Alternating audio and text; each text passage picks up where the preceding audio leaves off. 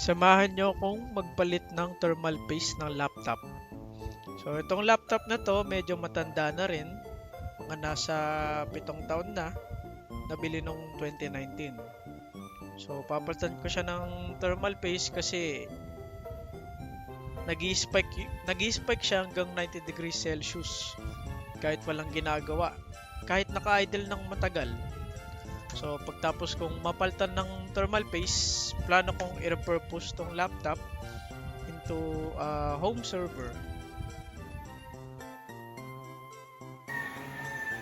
Ayan, nabuksan ko na yung laptop.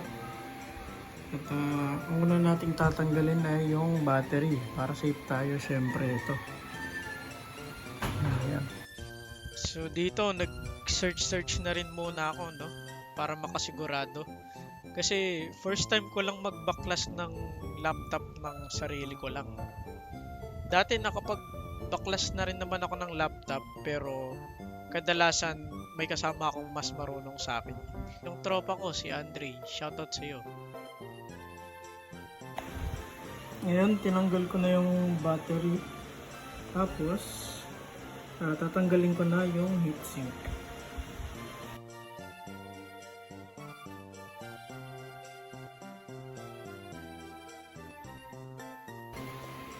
So ito, natanggal ko na yung heatsink.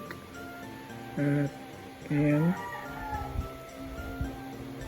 Hindi ko alam kung covered to lahat ng CPU, no? Kaya siguro siya umiinit, pero hindi ko alam. Titignan ko. Alam ba dito yung CPU? Ito lang ata yung maliit na square, eh. Ayan. Ito yung dati kong thermal paste.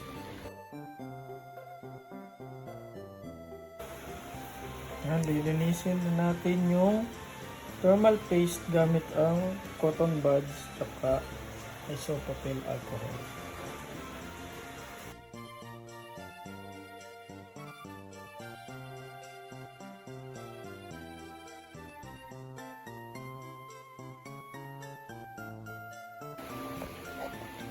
Ayan, nalinis na natin yung thermal paste, naalis na natin, no?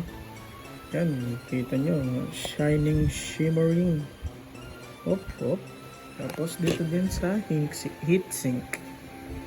Ayan, susunod na step ay ilalagay na natin yung thermal paste ko. Magtatago.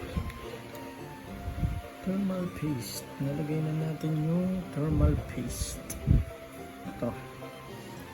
Ito ay MX7. Ayan, shoutout sa inyo, Arctic MX7.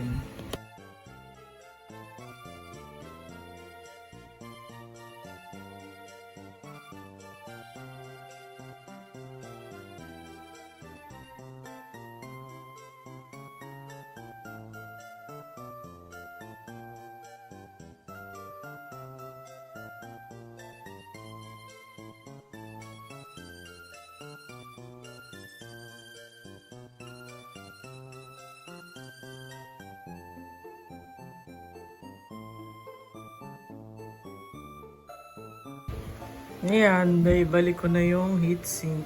Tapos, iti-testing na lang ulit natin. Ayan, iti-testing ulit natin. Ayan, buksan na ulit natin, no? Nakabit ko na ulit yung battery. So, kung dito nagbukas, yari tayo dyan.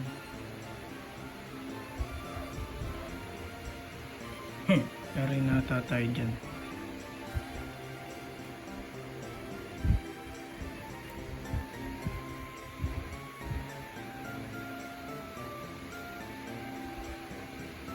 Ayun, pinakaba mo pa ako.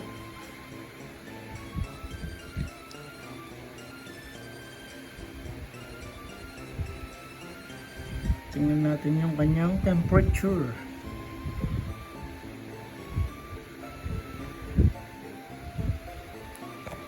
Ayan natin core temp. Pag ganun pa rin, bahala na.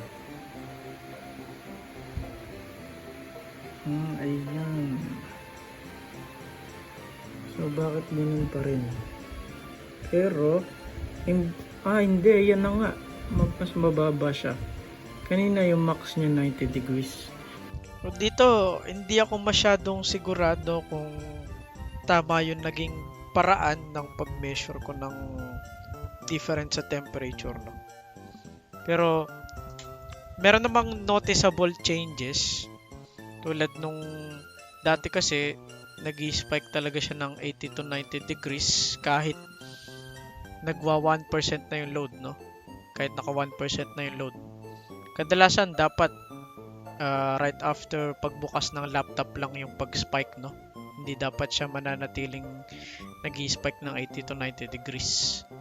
So, ngayon, kahit tumagal na siya, hindi na siya ganun nag-i-spike, no? And kung makikita nyo, bumababa na siya hanggang 40 degrees.